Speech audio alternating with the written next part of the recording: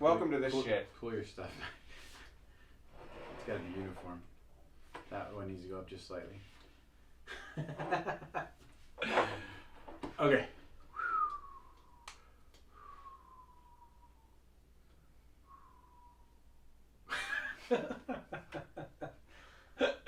I'm actually trying to piss you off. Okay. Welcome to the Whiskey Cantina. I'm Jared. And I'm Dame Judy Dench. I'm Ray. And we are here for another video on our whiskey journey to talk to you guys about. That was a good one, huh? I didn't expect it. Who the hell can I say?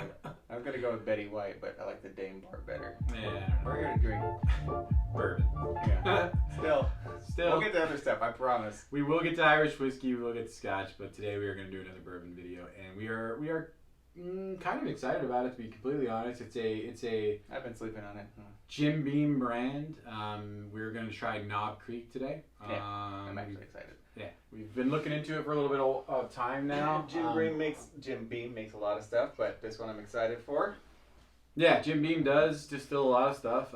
It is a Kentucky bourbon. It is distilled in Kentucky. It is made by Jim Beam. They also do Booker's, Baker's, Basil, Hayden. Just so you guys know, Jim Beam is a large distiller. So it's another small batch, right? Yep.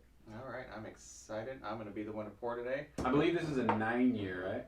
This is a 9-year, 100 proof. I don't know if you already said that. Nope, 100 proof. That's good. 9-year, which is... So this is definitely on the higher spectrum as far as proof goes for what we typically drink. Price point on this one is going to be in the neighborhood of $30 a bottle. I mean, you can find it as low as like $28 if you're really shopping around, but I mean, you're paying for a quality product. I mean, ideally 9-year. I mean, they spent some time on this, so. And for their base model being 9-year, that's pretty cool. Yeah. And again, the caveat being the price point is in where we are, which is Southern California. Yeah. So. But I mean, it's a cool looking bottle. It's subdued. I like the coloring on it, the black and the kind of I don't know, grayish. Very cool looking bottle. Catches my eye when I walk by it for sure. I want to ask you before I say anything, do you get any type of fruit? And when I say fruit, like a specific fruit? I don't. It's got a muted smell to me. I wish there was more on the nose. I pick up, there's an oakiness to it, and there's a little bit of the burn. What are you picking up fruit-wise? I don't know. It's hard to say. I mean, You picking up guava? Smells a little like I'm getting a little bit of like, I don't know, fruit, but like almost like an apple-ish, but very, very, very, very small. I mean, not a lot, but like a green apple. Because I mean, maybe not even apple, just something sweet. If I try to isolate it, you put apple in my mind. If I would say anything, because there's a sour smell to it. Maybe it's that floral note. I don't know. I get a little bit of a sweet. I'm not picking up too much on the nose. Now, I've heard it said that this can be a little bit spicier, and I'm kind of excited for that. I want to see where that leads me.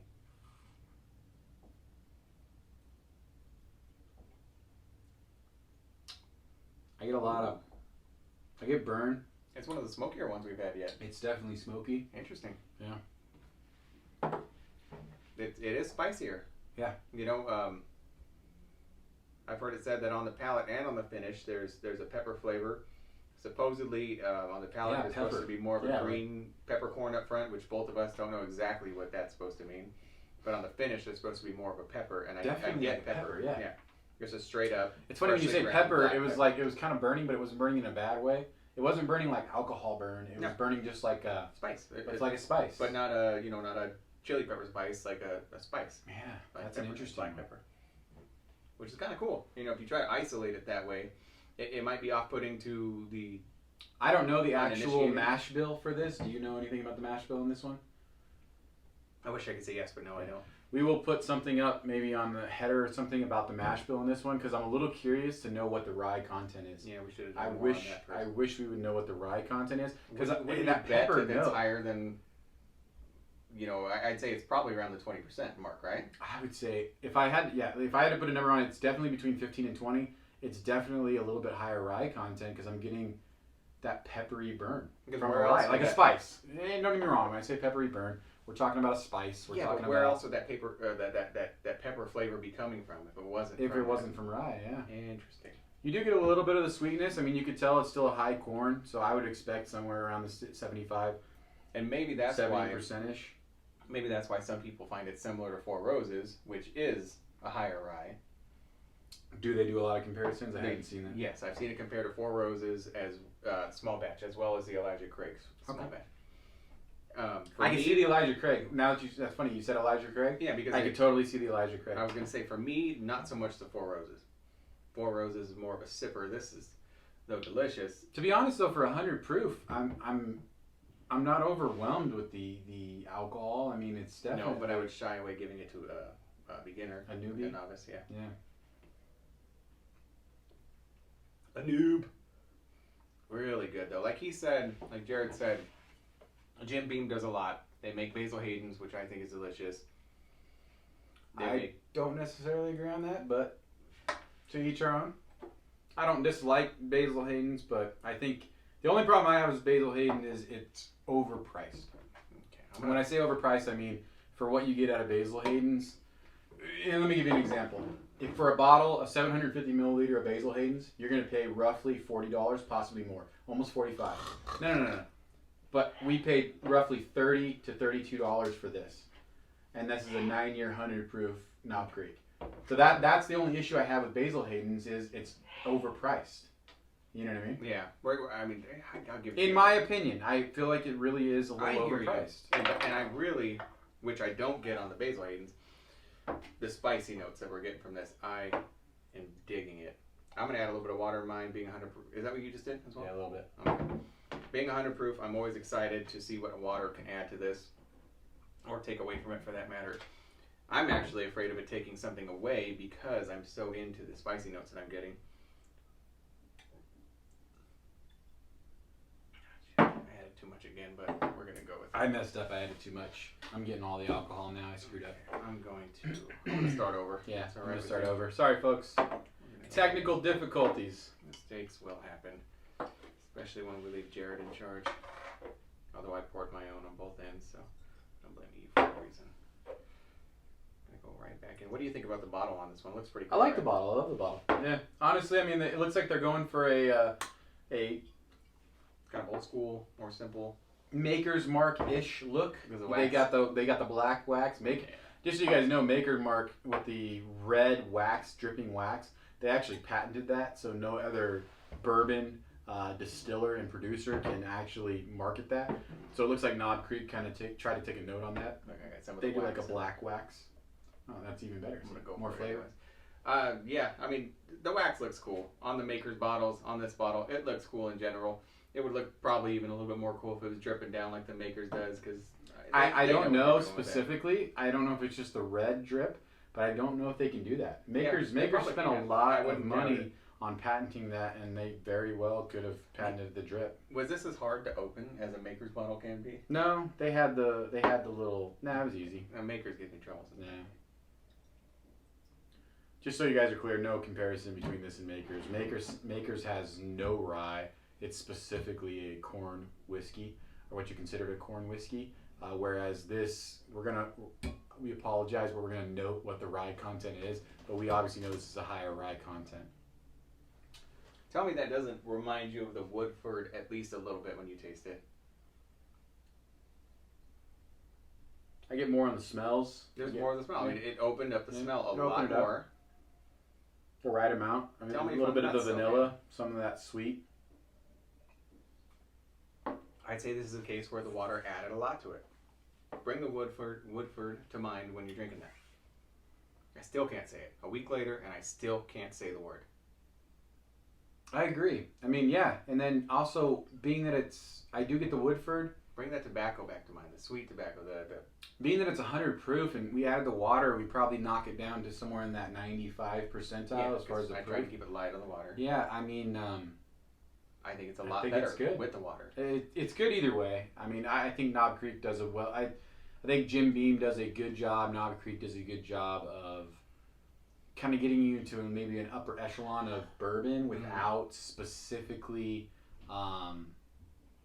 trying too hard. They don't charge too much. Again, and that's what I mean by that Basil Hayden comparison. It's, again, you can get good stuff. I mean, look at that last video that we did with the Woodford. You know what I mean? You got a $40 bottle that is 100% worth $40. Yeah. I mean, I would pay $55. Yeah, I could see them charging more for it. Exactly. Yeah, they could charge more for it, but a lot of these companies aren't doing that. With the Basil Hayden, I feel like they overreached on what they had, and that's my only issue with it. It's not bad bourbon, it's just what they did with it. Whereas the Knob Creek, for the price point, getting this on your shelf, getting a 9-year bourbon, getting that 100 proof, the higher proof as well, you do get some of the notes, you do get some of the vanilla, some of the oak, some of the... You know what we did by adding water, though? We lost the pepper. We did lose the pepper. The pepper's gone. Man. I mean, it completely erased it. The pepper was prominent, it was forward before, and now it's sweeter. There's heavy, dark caramel now. Wow. But the pepper is gone. Gone. Interesting. So I would suggest to you guys to do exactly what we did. Try it straight first, and then add just a pinch of water. Just a pinch of water. Again, remember, you don't want to dilute it too much. We messed up in the beginning. Yeah. But pinch. Isolate that flavor of the pepper first, and then add the water and see what you get afterwards. You really do get a pepper note. That was super strong on that note, on the very beginning of that pepper note, and it's gone. Very, very good stuff. I'm happy we did this. Yeah. I'm glad we tried Knob Creek. It's definitely, I like to have some higher proof bourbons on my shelf. I'm starting to, again, along with this whiskey journey, I think I'm starting to enjoy the higher proofs more because I'm finding more depth. There's more flavor to them. There's more, yeah. Tasting notes. There's more notes to find. Yeah, there's more notes to find. It seems like everybody tastes a little something different, but it's no joke. When he says something, then I can kind of isolate that flavor afterward, or like in the last video when I mentioned the tobacco and it, set him off on that tangent. I mean, that was true. We could really smell it, and I was in a good way. I was really glad when he grabbed that bag and we could smell it like that, and smell it and then taste it to kind of do the comparison. It is interesting to do that. That was very unique, and I only say that because there are companies out there that actually harness the flavors and they sell them, and you can buy them and you can try your bourbon or your whiskey or your scotch versus a specific flavor. And if it says it's supposed to be in there, you can kind of hone it in. Yeah. So there are companies that do that, and we kind of lucked out just having that tobacco, getting that really strong tobacco note, and being able to do that. But it was very interesting because I think it's progressing our palate. I think it's progressing the way that we look at and we taste bourbons and whiskey. You're going off on another tangent. Stop it with the tangent. Good stuff. Very good stuff, guys.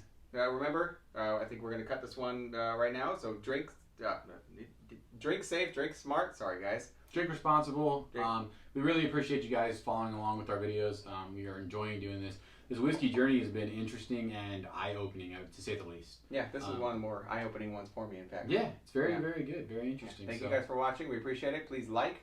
Please comment. Yeah, and definitely subscribe.